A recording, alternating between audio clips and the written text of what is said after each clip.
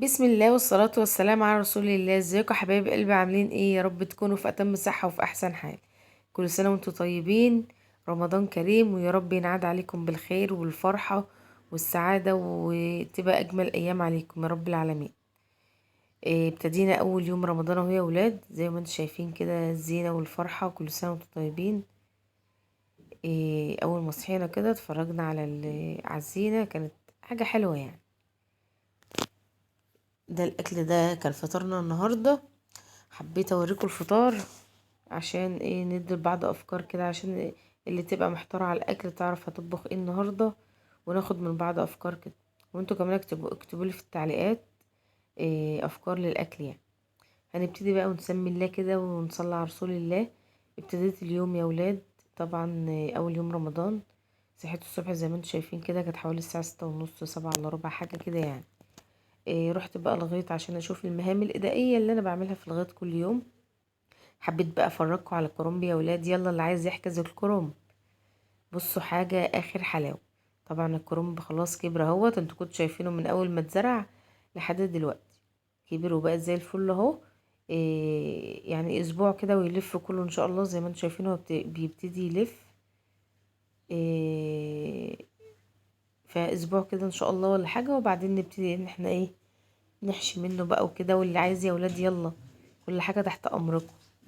احلى كرنب زي الفل. بصي احلى حاجه ان انت تشوفي الزرعه كده وانت إيه يعني قدام عينيكي بتكبر ثانيه ثانيه كده. إيه بتبقى حاجه تفرح طبعا.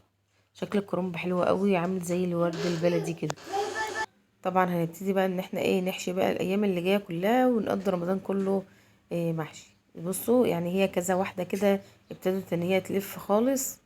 يعني تقريبا اسبوع كده ولا حاجة ولا 10 ايام. وان شاء الله نبتدي ان احنا نقطع من الكرنب يا ولاد، عشان اللي متابعني وقريب مني ومحتاج يعني. في ناس بتحب تاخده اللي هي تخزنه، عشان بتاع طبعا الشتا بيبقى احلى بكتير. زي ما انتم شايفين الغلة ابتدت خلاص ان هي تصفر. فانا افتكرت بقى كمان ان احنا عندنا خضرة محشي وشبت وبقدونس وكده. فقلت بقى ايه اما اخد لي عودين كده وانا مروحة عشان اعملها على السلطة. طبعا السلطة في رمضان حاجة اساسية. السلطة والبطاطس الشيبسي لازم كل يوم مع اي اكل. لازم كل يوم طبق سلطة والطبق البطاطس الشيبسي. بصوا بقى حاجة من الارض لسه طازة، ريحتها تحفة. حاجة بلدي كده، حاجة حلوة. الخير يا جماعة خير الأرض، والحاجات دي بتبقى حاجة تانية برضو. خلصت طبعا وروحت، قلت بقى اما نشوف انا هعمل ايه. كان عندي فضلة خيركم كده يا ولاد ديك هندي. كانت واحدة بنت حلال كده إيه جوزي كان شاري منها. كان شبطان فيها الصراحة يا عم. احنا عندنا فراخ بيضة. اقولك لا الهندي برضو حاجة تانية. فقلت له والله العظيم اللي انا عاملاه في رمضان وهفضل سايباه كده في الفريزر لحد اول يوم رمضان. طبعا في تحضيرات يا ولاد لازم تتعمل من اول الصبحيه. انا كنت مروحه تقريبا من لغايه حوالي الساعه 9 او حاجه. طلعت الحاجه من الفريزر زي ما انتم شايفين. ده طبعا التمر هيبقى بلبن او بميه على حسب ما انتم محتاجينه يعني. في ناس كتير بتعمله وفي ناس لا. بس التمر ده اساسي اساسي على الفطار في شهر رمضان. طبعا بغسل التمر زي ما انتم شايفين كده. بس انا يعني بغسل بايده وبصور بالايد التانية، فمعلش بقى يعني اعذروني يعني. المهم يا ولاد بغسل التمر كويس وبعد كده بسيبه في المية عشان يدبل، عشان لما يجي يتاكل يبقى دبلان وحلو كده. بالنسبة بقى لشهر رمضان، انا كل شهر يا جماعة بطلع حاجات من البيت كده. يعني بعمل 3 شنط 4 شنط على قد كده يعني. ما مش هقولك برضو ان انا معايا مبلغ ان انا اعمل بيه كمية كبيرة، وفي نفس الوقت ان انا ما بطلعش خالص. لا انا بعمل حاجة على قد كده. في يعني ناس معينة كده انا بطلع لهم كل سنة، وحاجة برضو على قد. فانا حبيت ان انا اوريكم الفكرة. الموضوع ان مش هقول لكم مين اللي انا هوديله ولا مش عارفة ايه. لا طبعا المفروض بتبقى حاجة ما بيننا وما بين ربنا كده. بس انا بس حبيت ان انا اوريكم، عشان والله العظيم ما تباهي ولا ان انا بودي ولا الكلام ده. بس عشان في ناس بيقولوا ايه اصل احنا مش قادرين نطلع، ده احنا اللي محتاجين والكلام ده. قسما بالله ما نقص مال من صدقة يعني انت لو طلعت اي حاجة بسيطة من عندك من البيت ربنا هيزيدك اكتر منها يعني. انا يا جماعة اختي طبعا عندها عطار، انا بجيب منها طلبات في شهر رمضان ده، طلبات البيت اللي انا هحتاجها. يعني بجيب مثلا المكرونات، السمنة، الزيت، الحاجات دي. طبعا بديها حسبة وبيفضل عليا حسبة اديها حاجة في حاجة كده. يعني انا برضو معاكم صريحة خالص اهو، بجيبها لكم بالتفاصيل وحاجة بالراحة خالص. ان انا مش مبلغ يعني، وان انا بدفعه في وقت ساعتها كتير او حاجة. لا، انا بعرفكم بس ان انا عندي الحاجات ديت في البيت اهي. يعني انا مثلا جايبه كرتونة زيت من ديت، ايه يعني اما اخد منها 3 4. انا مثلا جايبه علبة تمر من ديت، ايه يعني اما اخد منها برضو 2 3. فاهمين؟ عندي الرز، إيه برضو جايبه مكرونة، إيه حاجات من السكر. عندي برضو شكارة سكر انا جايباها عشان احتياجاتي في رمضان. وجايبه برضو سمنه من ديت، وجايبه صفايح من التانية. فعادي ان انا اطلع حاجات من الحاجات اللي انا من معايا في البيت. يعني عشان احنا عارفين الظروف دلوقتي والدنيا مش سامحه. عادي اما تساعدي واحده جارتك ظروفها مش سامحه شويه. ده برضو رز من بتاعنا عادي، ابيض من بتاعنا هوت، مش شارياه برضو ولا حاجه. انا بس والله العظيم بديكوا فكره.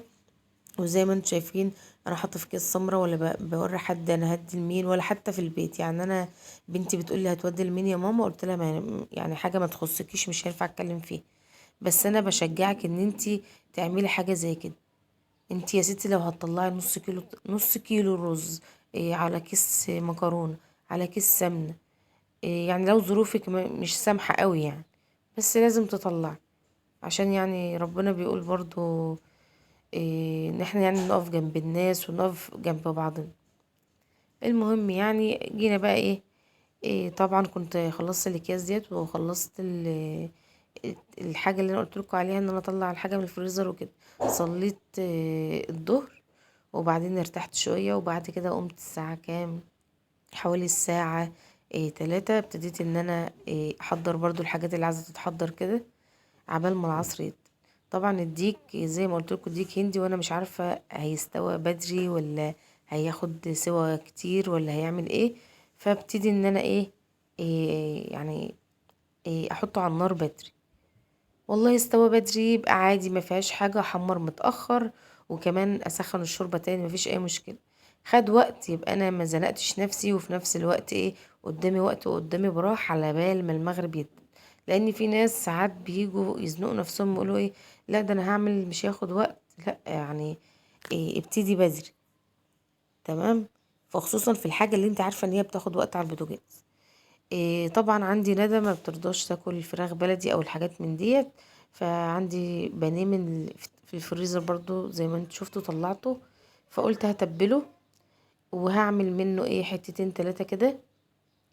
وبعدين اللي يفيد يفيد لبكرة عادي. يعني اي اكلة يفيد مننا النهاردة، سواء رز، شوربة، لحمة، اي حاجة هتفيد، هكمل عليها حاجات بكرة، واقضي بيها تاني يوم بالبواقي يعني. يعني انا مثلا بعمل اكل اول يوم اهو، طبعا بيبقى اول يوم صيام، واللي عطشان واللي مش عارفة فمش بياكلوا كتير، طبعا بيفيد اكل. فبعمل تاني يوم البواقي على طول. وانتوا كمان برضو اعملوا كده، ما تقعديش تركني اكل في التلاجة وتقولي انا هعمل تاني يوم بدري. برضو لا، ما تركنيش اكل في التلاجة. حاولي ان انت تليمي الدنيا كده بتاني يوم بالبواقي الاكل اللي عندك. جيت برضو في البطاطس الشيبسي يا ولاد، نقعتها في ميه سخنه زي ما انتم شايفين كده، وحطيت خل وبابريكا. ما عندكيش حطي شويه ملح وشويه خل وخلاص، وسيبي البطاطس في قلب الميه الدافيه. بتحطها كده ليه؟ بتطر البطاطس يا ولاد، وتخليها مقرمشه وحلوه زي بتاعه الدكان بالظبط. وطبعا لو عندك نكهه بطاطس او حاجه ممكن تحط عليها. مفيش، انت كده كده حاطه خل وملح، يبقى بطعم الخل والملح اصلا يعني. كل التحضيرات ديت بحضرها زي ما انا قلت لكم من قبل، من العصر تمام. عشان هي بتاخد وقت. طبعا هعمل برضو تمر بلبن، فجبت اللبن وغليته زي ما انتم شايفين. هنا بقى كان العصر جدا، وانا سايبه كل حاجه براحتها على مهلها. كان العصر جدا وصليت العصر وخلاص. ابتديت ان انا برضو هغسل الرز وانقعه شويه. دي قشطه يا جماعه، انتوا كلكم عارفين ان انا بحط قشطه على اللبن يعني. مش جديده، انا دسيت معاكم الرز ده قبل كده يجي 3000 مره. المهم انا بحط اللبن وبحط القشطه وبحط الملح. وطبعا القشطه كانت في التلاجة، فبتبقى يعني جامده شويه. مش هتنفع طبعا اقلبها بالمعلقه، فبقلبها بايدي. طبعا في ناس كتير بيقعدوا يقولوا لا ما تشتغليش بايدك، مش عارف ما بشتغلش بايدي اشتغل بايه يعني، مش فاهمه يعني.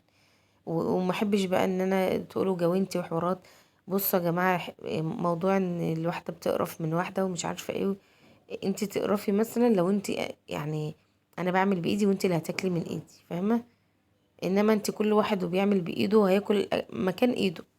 وطبعا ايدينا في الميه طول ما احنا واقفين في المطبخ، وايدينا نظيفه، ومش يعني مش هنعمل في نفسنا حاجه وحشه يعني، ولا مثلا ان احنا هنبوظ حاجه عشان احنا اللي هناكلها برضو، عشان بس ايه التعليقات او حد يقول لا مش تاكليش بايدك. كل واحد وراحته يا جماعه. وبعدين هو انت كده تعرفي طعم الاكل ولا حاجه غير لما كل حاجه بايديكي كده والقشطه والحاجات ديت؟ ده خير الحمد لله، ربنا يديمه نعمه يا رب. وده اللبن برضو، اللبن ده بتاعنا يا ولاد يعني، مش شاريه ولا حاجه، بس انا طبعا اكمني في البيت التاني بجيبه في اكياس زي ما انتم شايفين كده. بعاير الكيس كيلو وبجيبه في اكياس بقى. وطبعا بقى على حسب بقى الصينيه اللي انا هعملها بتحتاج 2 كيلو، بتحتاج كيلو، بتحتاج ايه. فانا بحط معيار الحاجه يعني. طبعا انا كنت حاطه سمنه مع القشطه، وحطيت نقطه زيت صغير. هنا بقى خلاص كنا حوالي الساعه 5. تمام. هعمل بقى التمر زي ما انتم شايفين، كان اللبن برد. انت عايزه تعمليه بلبن ساده مفيش مشكله، اعمليه بلبن ساده. انا طبعا عشان الكميه انا عايزه اعمل كميه كبيره، وفي نفس الوقت اللبن معايا ما كانش كتير، فطبعا حطيت فيه شويه ميه. عادي انا بعمل التمر ده برضو بميه، وعليه الفاكهه اللي انتم شايفينها دي. يبقى انا كده حطيت التمر واللبن والسكر.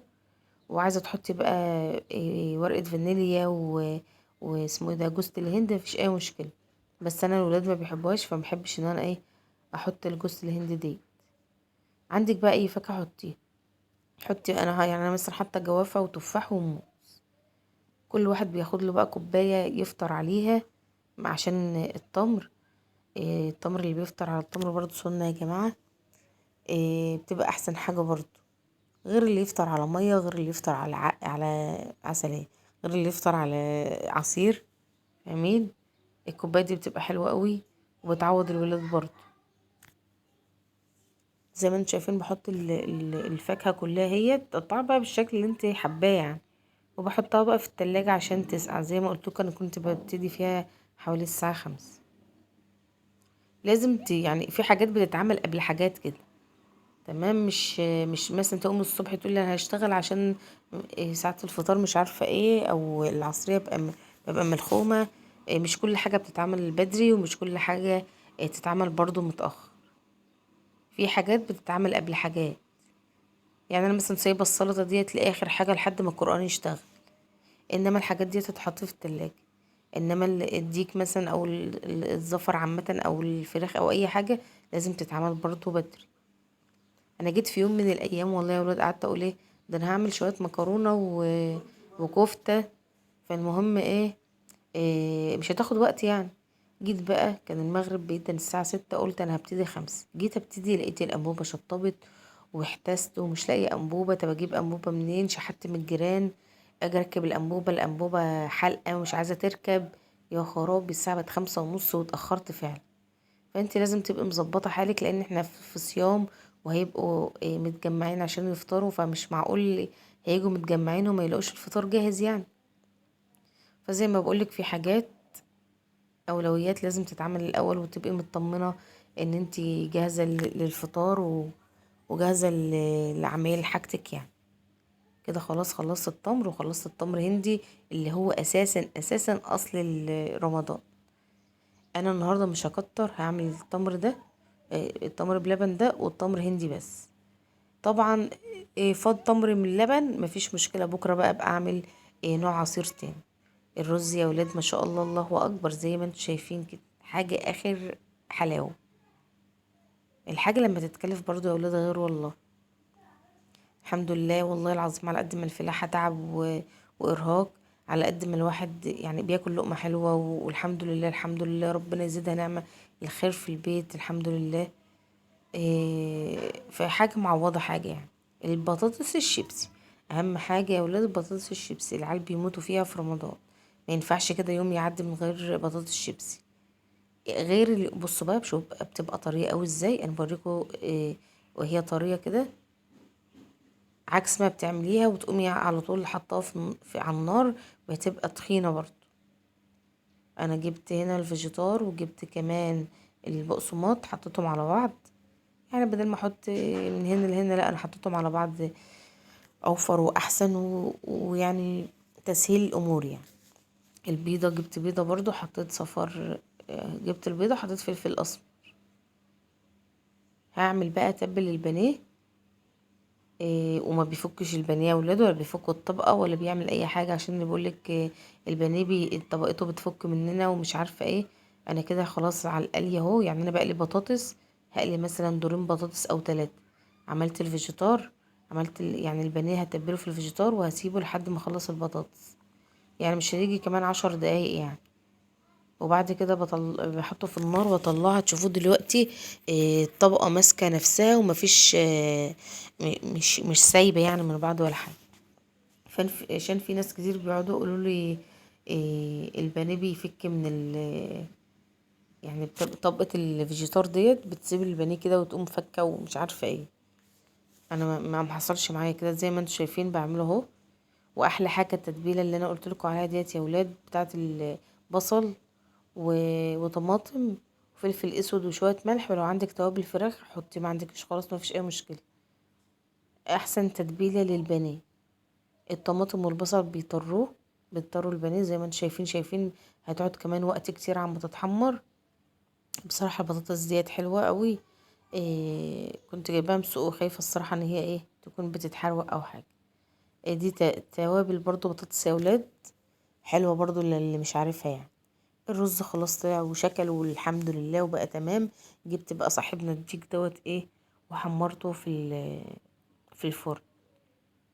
حطيت عليه حته زبده كده، وقمت مع شويه فلفل اسود، وقمت محمراه زي ما انتم شايفين. كتير مننا هيقولوا ما كتفتش الديك ليه؟ الديك يا ولاد رجله طويله قوي قوي، تقولش رجل النعامه، وما كانش راضي يتكتف. المهم سبته كده حير طير مع نفسه، زي ما انتم شايفين عظمه كده وحاجه حلوه. اكل رمضان غير برضه يا ولاد. سبحان الله، ربنا بيزود فيه البركة والخير والرزق وكل حاجة حلوة. ربنا يا رب يصلح حالنا وأحوالنا ويعودوا تاني بإذن الله علينا بالخير يا رب. آخر حاجة خالص خالص السلطة زي ما انتم شايفين كده يا ولاد. خلاص القرآن بيصدق، وحطينا الأكل هون زي ما انتم شايفين كده. كده كنا خلاص بنجهز الأكل على الترابيزة أو على الرخام زي ما انتم شايفين، عشان نحط على الطبلية.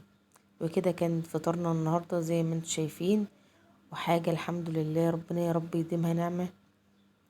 الحمد لله يا رب، الحمد لله، ويا رب يرزق كل مشتاق في الأيام المفترجة دي. طبعا بعد الفطار رحت انا الغيط ورجعت لقيت ندى ربنا يصلح حالها، ادعوا لها عشان الثانوية العامة يا جماعة. لقيتها مروقة المطبخ ومشطباه ومظبطاه. وكده اليوم بتاعنا خلص. يا رب الفيديو النهاردة يكون عجبكم، وما تنسونيش في اللايك وتعليق حلو كده عشان يشجعني يا ولاد. وكل سنة وانتم طيبين، ويا رب ينعاد علينا وعليكم بالخير يا رب، ومع ألف سلامة وهتوحشوني.